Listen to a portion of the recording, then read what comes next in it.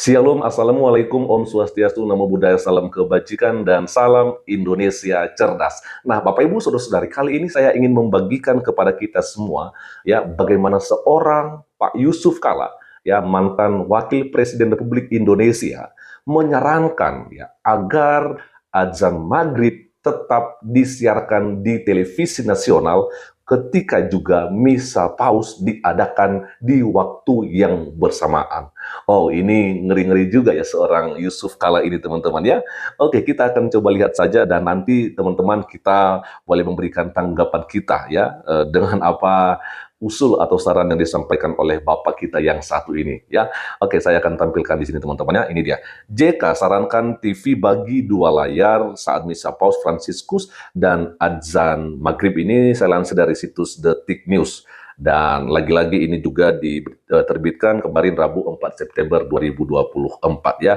Kita akan coba lihat saja. Ini dia. Ketua Umum Dewan Masjid Indonesia atau DMI Yusuf Kalla menanggapi soal imbauan Kementerian Agama atau Kemenak agar stasiun televisi menyiarkan azan maghrib dalam bentuk running text saat ibadah misa yang dipimpin pemimpin Gereja Katolik Dunia sekaligus Kepala Negara Vatikan yaitu Paus Fransiskus di Stadion Gelora Bung Karno, Jakarta.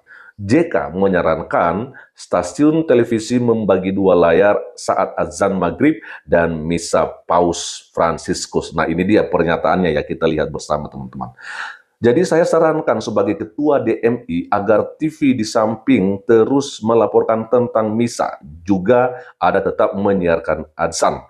Jadi layar dibagi dua dan hanya 5 menit azan maghrib, kata JK ya, dalam keterangan pers tertulis pada hari Rabu ya 4 September 2024. Lanjut saja dulu ya.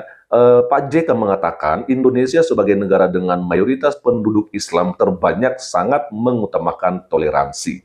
Dia menyebutkan solusi terbaik adalah seruan panggilan azan ditampilkan bersamaan dengan perayaan misa. Oke ya. Lanjut aja dulu teman-teman. Itulah yang paling indah, ini disampaikan oleh Pak JK, itulah yang paling indah antara kedua umat beragama. Solusi terbaik saling menghargai dan saling toleransi, tambah JK. Wakil Presiden Republik Indonesia yang ke-10 dan ke-12 itu ya menambahkan dengan berbagi layar akan menampilkan pesan toleransi dan keberagaman di Indonesia. Sebab kata JK, keindahan toleransi tercermin saat masyarakat ada yang melaksanakan misa dan ada juga masyarakat yang menunaikan sholat ya. Dengan berbagai layar ya akan menampilkan pesan toleransi dan keberagaman di Indonesia. Ada sebagian rakyat yang melaksanakan misa di saat yang sama, ada yang menunaikan ibadah sholat tanpa saling mengganggu. Itulah indahnya toleransi dan keberagaman, imbuhnya. Oke, nanti kita akan coba komentari teman-teman ya. Ini dia ada edaran dari Kementerian Agama ya. Oke, Kementerian Agama Republik Indonesia sebelumnya mengeluarkan imbauan agar stasiun televisi berkenan untuk menyiarkan azan maghrib dalam bentuk running text ketika menayangkan secara langsung ibadah misa yang dipimpin oleh Paus Fransiskus di Stadion Utama Gelora Bung Karno, Jakarta pada hari Kamis ya, hari ini 5 September 2024 ya. Dilansir antara Rabu 4 September 2024, hal itu sesuai dengan surat yang disampaikan oleh Direktur Jenderal Bimbingan Masyarakat Katolik dan Direktoral Jenderal Bimbingan Masyarakat Islam Kementerian Agama kepada Direktoral Jenderal Penyelenggaraan Pos dan Informatika Kementerian Komunikasi dan Informatika tertanggal 1 September 2024 yang salinannya diperoleh antara pada hari Selasa 3 September 2024 malam ya. Oke, lanjut saja teman-teman ya, kita akan coba lihat di sini. Surat itu juga menghimbau seluruh televisi nasional untuk menyiarkan secara langsung dan tidak terputus saat menyiarkan ibadah Misa Akbar yang dipimpin Paus Fransiskus besok. Diketahui Misa Akbar akan berlangsung sejak pukul 17.00 hingga pukul 19.00 waktu Indonesia Barat. Kementerian Agama juga mengingatkan bahwa azan maghrib yang memungkinkan berlangsung di sela-sela ibadah Misa Akbar tersebut tetap disiarkan ya. Namun Kemenak menghimbau agar penyiaran azan maghrib dilakukan dengan cara running text atau teks berjalan yang muncul di layar televisi ya. Oke. Lalu ini dia ya pernyataan dari pihak Kementerian Agama. Sehubungan dengan hal tersebut, kita coba lihat bersama. Sehubungan dengan hal tersebut, mohon kiranya penyiaran azan maghrib dapat dilakukan dengan running text. Demikian tertulis dalam suara tersebut. Imbauan itu keluar setelah panitia kunjungan Bapak Suci Paus Fransiskus meminta Kementerian Agama berkenan menjembatani komunikasi dengan organisasi keagamaan terkait penyiaran azan maghrib pada saat ibadah Misa Akbar di Gelora Bung Karno, Jakarta. Oke, teman-teman, yang pertama dulu yang harus kita ketahui bersama bahwa Misa yang diadakan oleh saudara kita umat Katolik ini tentunya tidak setiap hari, bahkan tidak setiap minggu, bahkan tidak setiap bulan, bahkan lagi-lagi tidak setiap tahun juga Pak JK.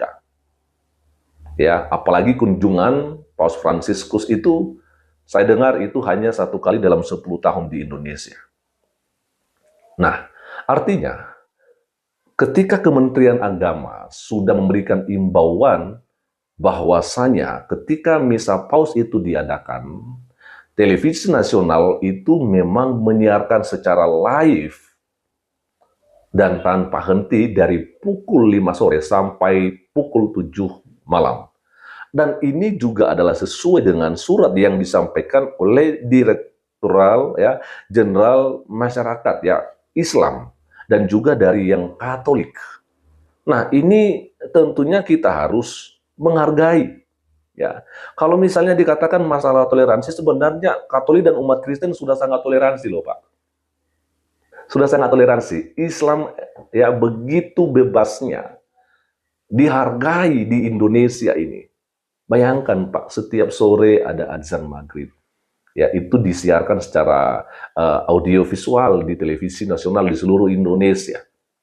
Saya mau tanya Pak JK, ya, apakah doa sore atau katakan doa pagi, kami ada istilah sate atau saat teduh. Ya, saya mau tanya, apakah itu disiarkan secara live di TV nasional Indonesia ini Pak JK apa enggak? Tentunya Bapak bisa jawab kalau itu enggak, ya kan?